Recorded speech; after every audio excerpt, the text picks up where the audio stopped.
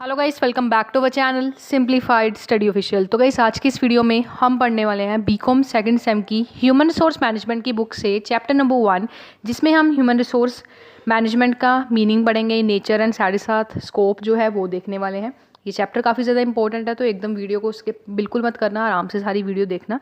And human resource accounting की full playlist का link description में है। इसके इंपॉर्टेंट नोट्स मैंने जो है इंपॉर्टेंट क्वेश्चंस हो गए वो अपलोड कर दिए हैं चैनल मेंबर्स के लिए, तो चैनल की मेंबरशिप आप ज्वाइन कर सकते हो। सो स्टार्ट करते हैं। सबसे पहले हम पढ़ेंगे ह्यूमन रिसोर्स मैनेजमेंट का मीनिंग। जैसे आपकी बुक का नाम है ह्यूमन रिसोर्स मैनेजमेंट, जैसे हम शॉर्ट फॉर्म में HRM कहते हैं, ठीक है। मैं वीडियो जैसे मैं आपको पढ़ाऊंगी तो ह्यूमन रिसोर्स मैनेजमेंट बोलने की बजाय मैं HRM जो वर्ड है इसका यूज़ करूँगी, ठीक है। अब ह्यूमन रिसोर्स, सबसे पहले हमें ये पता होना चाहिए क्या होता है। मैनेजमेंट का क्या मतलब होता है, किसी चीज़ को हमने मैनेज करना है, ठीक है। ह्यूमन रिसोर्स का क्या मतलब है। फॉर एग्जाम्पल, मान लो मेरा एक इंस्टीट्यूट है, ट्यूशन इंस्टीट्यूट है, और वहाँ पे मैंने 10 टीचर्स को हायर किया हुआ है। और जो 10 की 10 जो टीचर्स हैं ना, वो काफ़ी ज़्यादा, उनके पास अच्छी नॉलेज है, स्किल है एंड अच्छा टैलेंट है कि वो बच्चों को अच्छी तरीके से पढ़ा सकते हैं, ठीक है। अब मैंने उनको हायर कर लिया। अब मैंने उनको हायर क्यों किया, क्योंकि जो भी हमने वर्क करना है, हमारी जो भी मान लो उसको ऑर्गेनाइजेशन है जिसके अंदर हमने वर्क करना है, उसके लिए मैंने ह्यूमंस को हायर कर दिया। अब सबसे पहले हमें ये पता होना चाहिए रिसोर्स का क्या मतलब होता है।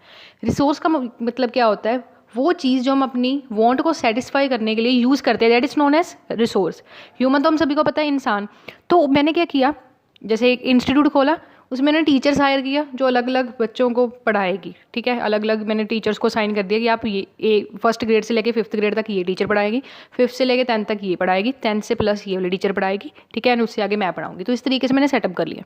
अब अगर मेरी जो ट्यूशन सेंटर है, अगर इंस्टीट्यूट है, उसमें अगर जो टीचर्स हैं वो हाईली नॉलेजेबल होंगे, उनके पास स्किल अच्छा होगा, ठीक है, तो जो मेरे ट्यूशन में मेरे पास स्टूडेंट्स पढ़ने आएंगे वो और क्या करेंगे, औरों को भी रेकमेंड करेंगे कि आप यहाँ से पढ़ो, ठीक है, हमें तो बहुत अच्छे तरीके से समझ आ रहा है। उससे क्या होगा, एक तो रेपुटेशन क्रिएट हो जाएगी और साथ ही साथ जो मेरा हमारा बिजनेस है वो थोड़ा ग्रो हो जाएगा, ठीक है।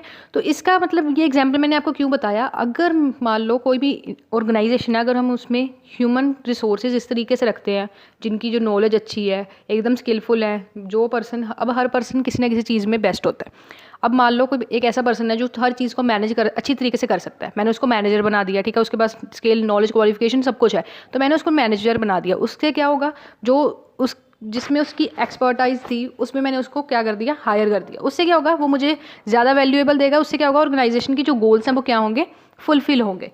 इस सभी अभी मैंने आपको ये इतना बड़ा एग्जांपल दिया, वो इसीलिए दिया क्योंकि ह्यूमन रिसोर्स जो है वो एक ऐसा पैरामीटर है और जो ये काफ़ी इंपॉर्टेंट रोल प्ले करता है किसी भी ऑर्गेनाइजेशन की सक्सेस के लिए। अगर ह्यूमन रिसोर्स अच्छा होगा, अच्छे तरीके से नॉलेजेबल होगा, स्किलफुल होगा, तो हमारी जो ऑर्गेनाइजेशन है उसकी जो ग्रोथ है वो 100% होगी।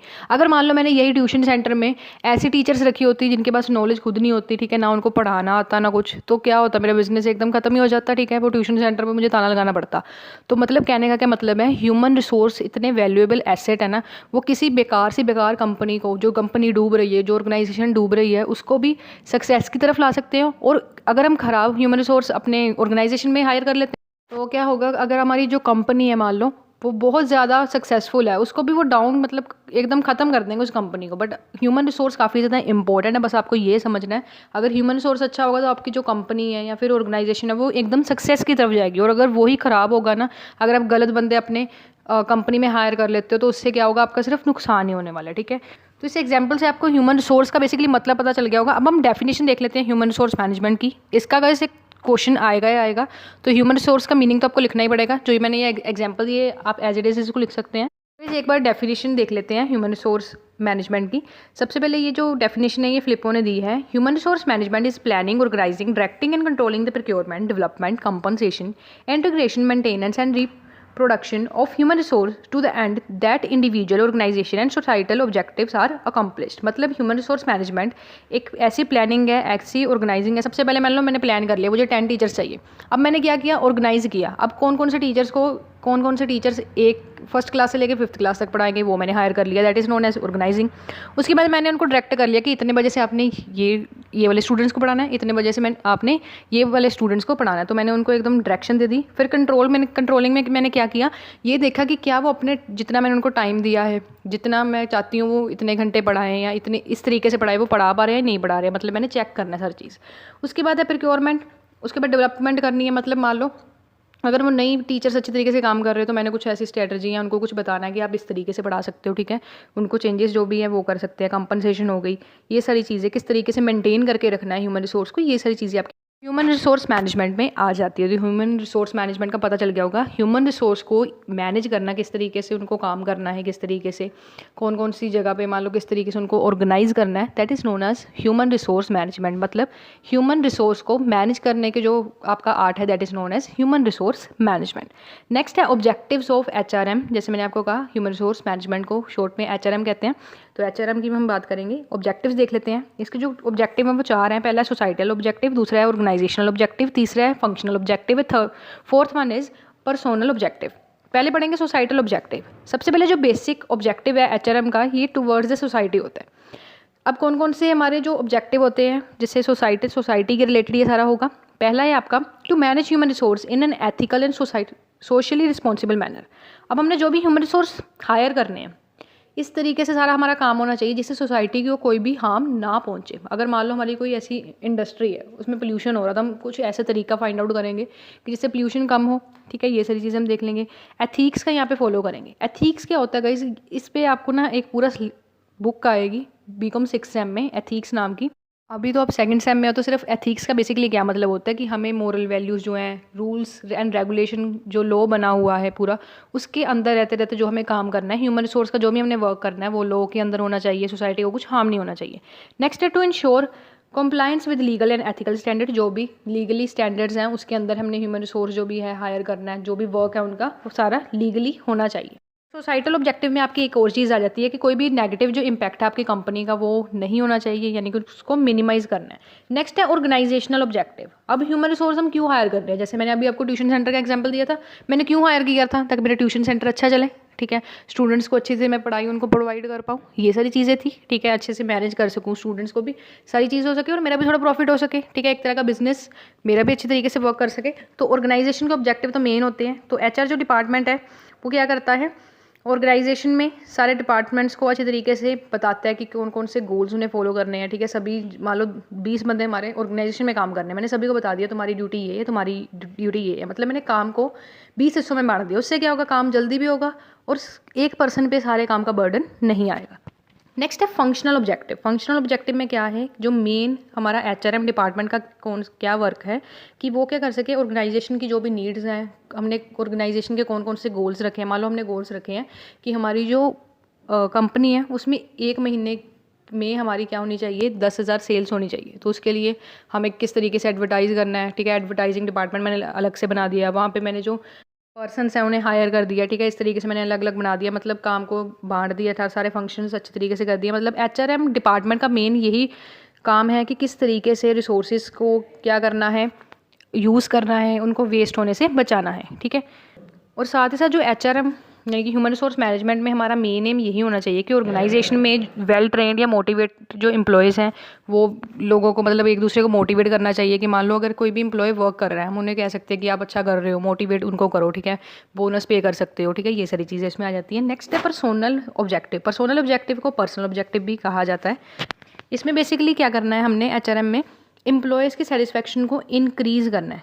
इस तरीके से कर सकते हो, जो ऑर्गेनाइजेशन में आपके एम्प्लॉयज़ वर्क कर रहे हैं उनको जॉब सेटिस्फेक्शन, जैसे मैंने आपको कहा, उनको पे अच्छी तरीके से दे सकते हो, जॉब की सेफ्टी प्रोवाइड कर सकते हो, अगर वो अच्छा काम करेंगे उनको बोनस वगैरह पे कर सकते हो, ठीक है। ये सारी चीज़ें इसमें आ जाती है। अभी हमने क्या पढ़ा, ऑब्जेक्टिव्स पढ़े, कि आपके 5 मार्क्स के लिए, शॉर्ट के लिए आ जाता है क्वेश्चन, इंपॉर्टेंट है। नेक्स्ट है nature of human resource management. पहला है integral part of process of management. जो ह्यूमन रिसोर्स है ये इंटरगल पार्ट है मैनेजमेंट का, इंपॉर्टेंट पार्ट है। जैसे मैंने सेम एक ही एग्जांपल लेकर चल रही हूँ जिससे आपको ना सारा एकदम आपके दिमाग में बैठ जाएगा कि ये सारा मैंने ये एग्जांपल दिया था, इस सारे एग्जांपल में आपको ये सारा क्लियर हो जाएगा। अब मान लो जैसे मैंने ट्यूशन सेंटर खोला था, अगर मैं मान लो मेरे पास 1,000 2,000 4,000 बच्चा है, ठीक है, मेरे पास, मैं अकेले पढ़ा सकती हूँ सभी को? नहीं पढ़ा सकती, है ना। इतने सारे बच्चों को हैंडल करना, उनकी प्रॉब्लम्स को सारा सॉल्व करना तो नहीं कर सकती। अगर हम ऑफलाइन की बात करें तो उस केस में क्या करूँगी, मुझे टीचर्स चाहिए होंगे, टीचर्स को मैं हायर करूँगी, उनको अच्छी तरीके से उनको डायरेक्शन प्रोवाइड करूँगी कि आपने इतने घंटे तक पढ़ाना है एक पर्सन को, ठीक, मतलब एक ग्रुप ऑफ पर्सन को पढ़ाना है, ठीक है। कौन कौन से अलग अलग मुझे टीचर्स हायर करने पड़ेंगे, उनके स्किल टैलेंट वगैरह सब चीज़ें देखनी पड़ेंगी। तो ये चीज़ें करने के लिए तभी मेरा ट्यूशन सेंटर चालू हो पाएगा, ठीक है, तभी मैं बच्चों को पढ़ा पाऊँगी। तो ये काफ़ी ज़्यादा इंपॉर्टेंट क्या है, प्रोसेस है मैनेजमेंट का। नेक्स्ट है कॉम्प्रिहेंसिव फंक्शन। अब जो फंक्शन है ह्यूमन रिसोर्स का, ये क्या है, कॉम्प्रिहेंसिव फंक्शन है, मतलब इसमें हमें जो लोग वर्क कर रहे हैं हमारी ऑर्गेनाइजेशन में उनको अच्छे तरीके से हमने मैनेज करना है। इसमें सारे तरीके के हमारे पीपल आ जाते हैं जो भी ऑर्गेनाइजेशन में वर्क कर रहे हैं। इसमें हमारे वर्कर, सुपरवाइजर, ऑफिसर, मैनेजर, सारी चीज़ें इसमें आ जाती हैं। नेक्स्ट है परवेसिव फंक्शन। ह्यूमन रिसोर्स जो है वो कॉम्प्रिहेंसिव भी है, मतलब इसमें हमने सारे पीपल को जो वर्क है मैनेज करना है, और परवेसिव भी है। परवेसिव का क्या मतलब कि ये हर लेवल, जैसे आपने पढ़ा है ना, टॉप लेवल होता है, मिडिल लेवल होता है, लोअर लेवल होता है, तीनों लेवल्स में ऊपर से लेकर नीचे तक ये क्या होगा, इंपॉर्टेंट, और सभी में ये चीज़ क्या की जाएगी, यूज़ की जाएगी। नेक्स्ट है guys people oriented human resource management है। ये पीपल ओरिएंटेड फंक्शन है एंड ये बेसिकली कंसर्न किसके साथ करता है, एम्प्लॉयज़ के साथ, चाहे वो इंडिविजुअल हो, ग्रुप हो, ठीक है, ग्रुप ऑफ पर्सन हो जो भी ऑर्गेनाइजेशन में वर्क कर रहे हैं। नेक्स्ट है based on human relations. Human resource management है वो क्या करता है, ह्यूमन रिसोर्स को मोटिवेट करता है ऑर्गेनाइजेशन में, जिससे वो ईजिली काम कर सकें, एक दूसरे के साथ रिलेशन अच्छे बने रख सकें। अब मान लो मैंने टीचर्स हायर की, टीचर को मैं कहती हूँ कि आप 4 लेक्चर्स लगाओगे और दूसरी टीचर को मैं कहती हूँ आप सिर्फ 2 लगाओगे, तो दोनों एक दूसरे के साथ कॉन्फ्लिक्ट तो होगा। एक कहेगा कि आप मुझे 4 लेक्चर्स दे रहे हो और इसको 2 दे रहे हो। अगर मैं 3-3 दोनों में बांट दूँ तो आराम से दोनों काम कर सकते हैं, ठीक है। तो उनका जो रिलेशंस हैं उनको मेंटेन करने की जिम्मेवारी भी ह्यूमन रिसोर्स मैनेजमेंट में ये सारी चीज़ें हमारी आ जाती हैं। नेक्स्ट है कॉन्टीन्यूस प्रोसेस। अभी human resource management continuous process है, ये नहीं है कि एक बार हमने करके छोड़ दिया, एक बार देख लिया, ऐसा नहीं है। हमें ये चीज़ें चेक करनी पड़ती हैं। जैसे मैंने टीचर्स हायर किए, वो सेम ही एग्जाम्पल चलेगा। टीचर्स हायर किए, मैं उनकी वर्किंग देखूंगी कि एक पर्टिकुलर टीचर ने कितने लेक्चर्स पढ़ाए। अगर स्टूडेंट से मैं पूछूंगी, उनकी फीडबैक लूँगी कि आपको कोई प्रॉब्लम तो नहीं हो रही, टीचर का समझ आ रहा है कि नहीं आ रहा। तो ये सारी चीज़ें मैं डे टू डे चेक करती रहूँगी, ये नहीं मैंने एक बार कर लिया उसके बाद मैंने किया ही नहीं, ठीक है। ये कॉन्टीन्यूस प्रोसेस है। नेक्स्ट है science as well as art. Human resource जो मैनेजमेंट है ये साइंस भी है, क्योंकि इसमें ऑर्गेनाइज बॉडी एंड नॉलेज, सारी प्रिंसिपल एंड टेक्निक्स आ जाती हैं। और ये आर्ट इसलिए है क्योंकि इसमें पीपल जो हैं, लोगों को किस तरीके से हैंडल करना है, क्योंकि हर पर्सन का अपना नेचर अलग होता है, हर पर्सन का अपना एटीट्यूड, नेचर, ठीक है, सब कुछ अलग होता है। तो हर अलग अलग पर्सन को हैंडल करना भी एक तरीके का आर्ट है। नेक्स्ट है recent origin as compare to. अगर हम मैनेजमेंट के अदर एरियाज़ की बात करें, ह्यूमन रिसोर्स मैनेजमेंट है ये यंग डिसिप्लिन, मतलब ये रिसेंटली ओरिजिन हुआ है। नेक्स्ट है इंटरडिसिप्लिनरी। मॉडर्न टाइम में अगर हम बात करें, ह्यूमन रिसोर्स मैनेजमेंट है ये हाईली स्पेशलाइज्ड जॉब है, ठीक है। नेक्स्ट है based on all function area. Human resource management है ये सारे फंक्शन जो एरियाज़ हैं, प्रोडक्शन मैनेजमेंट हो गया, फाइनेंशियल मैनेजमेंट, मार्केटिंग मैनेजमेंट, ये सभी में अप्लाई हमारा होता है। तो गाइस अभी तक हमने मीनिंग पढ़ा एंड नेचर पढ़ा और साथ ही साथ हमने ऑब्जेक्टिव्स पढ़े इस चैप्टर के, ठीक है। नेक्स्ट वीडियो में हम पढ़ेंगे नीड, इंपॉर्टेंस एंड जो HRM के मॉडल एंड स्कोप हैं वो पढ़ेंगे, क्योंकि वीडियो काफ़ी ज़्यादा लंबी हो गई है, ठीक है। नेक्स्ट वीडियो में हम पढ़ेंगे एंड इसके सारे चैप्टर्स मैं आपको जल्द से जल्द करवाने की कोशिश करूँगी। एंड गाइस मैंने ये वीडियो थोड़ी लेट अपलोड की थी क्योंकि गाइस थोड़ा अर्जेंट वर्क था मुझे, तो डोंट वरी, आपके एग्जाम तक ये सारे मैं आपको जो टॉपिक है वो अच्छे तरीके से करवा दूँगी। And important questions and notes के लिए आप हमारे चैनल की मेंबरशिप ज्वाइन कर सकते हो। आज की वीडियो में इतना ही। Thanks for watching.